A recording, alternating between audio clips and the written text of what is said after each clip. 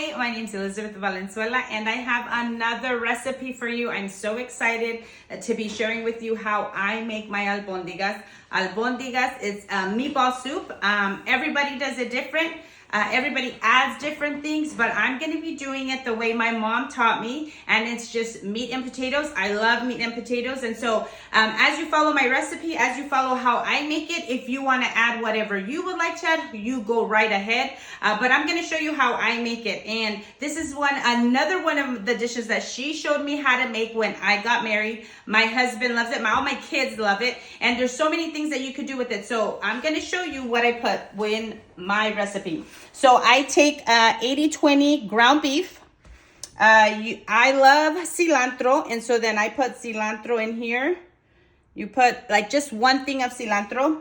And then like I told you in my other videos, I use Lorry seasoning, garlic seasoning, a little bit of cumin, some pepper, and I have it all mixed up right here. And it's like 1 tablespoon each. You want to always remember that when you're making albondigas, you're going to be putting, like I said, it's just meat and potatoes.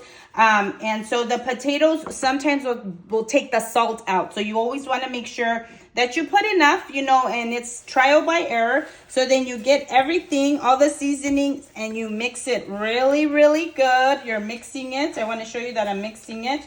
Then after you mix it, you get 1 cup of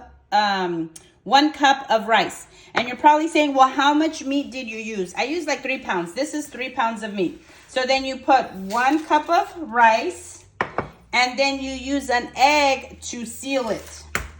You put an egg to seal it. And you know what? If you would like to put more cilantro, we like a lot of cilantro. So sometimes I'll put two stems of cilantro, but this is just 1. And then what you do is you mix it all good together, and you make little round balls. I'm going to tell you that the first time I ever made it when I got married, my mom was telling me how to make it during over the phone because we lived in different cities. And so I made it. I thought it tastes bomb. And she comes over the next day and she makes fun of me because I had made them like almost softball size. Like I had made huge albondigas, and she was laughing.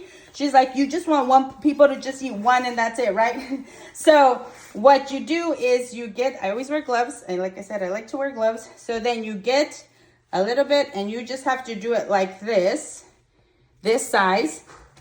And so what I'm going to show you is how to boil them. So you're going to get a pot. And you are going to make sure that the pot is boiling. The water, I already did it for you guys. So what I did is I put 1 whole onion, yellow onion, 1 whole garlic in the water. And then I put 1 tablespoon of the bouillon, the chicken consomme. That's what we call it. And so then you let it boil. When it's boiling, then you put the meatballs in there. And it's going to be about like 20 minutes, 30 minutes. So what I do is at about 20 minutes after it's boiling and the meatballs are in there, what I do is I take a meatball out and I cut it open. And if the rice is almost done, then what I do is I add you get potatoes, just regular potatoes, and you cut them any way you want to. Everybody has their own recipe. Everybody has how they want to do it. So if you want to add carrots, if you want to add zucchinis, you're more than welcome. But to me, a meatball soup, it's all about the meatball. It's all about how the meatball tastes. And so I just use meatballs and potatoes because that's how my mom used to do it. So then I put the meatballs in here, and then when the meatball's done, then what I do is I add the potatoes, and then I add 1 can, 8-ounce can of tomato sauce. And so then I let it boil like another probably 15 minutes. And maybe you're like saying, well, I don't know if it's done. Take out a potato. When the potato's done, it's done because your meatball was almost done. Really, it's the rice being done. It takes like about 20 minutes for the rice to cook. So then after what we do, I'm going to show you because what I did is I made some so that you could see what the final product is. And you can see the final product of albondigas. Thank you so much for watching my video. What I do is I sometimes make tortillas de harina, which I am going to make them after this video. And so watch out because I'll be showing you how I make tortillas de harina. My kids love them. It's our staple here on the weekends. We have a busy life. And so during the weekends, I love to make them a huge breakfast. So just keep watching, like and subscribe my channel. Thank you so much for all the comments. Thank you so much for everybody following me. Just know that everybody has their sazon. You have your sazon, and this is about my sazon, but you can add whatever you want. You can make them your own, do whatever you want. Ask me questions. If I didn't explain something, sorry.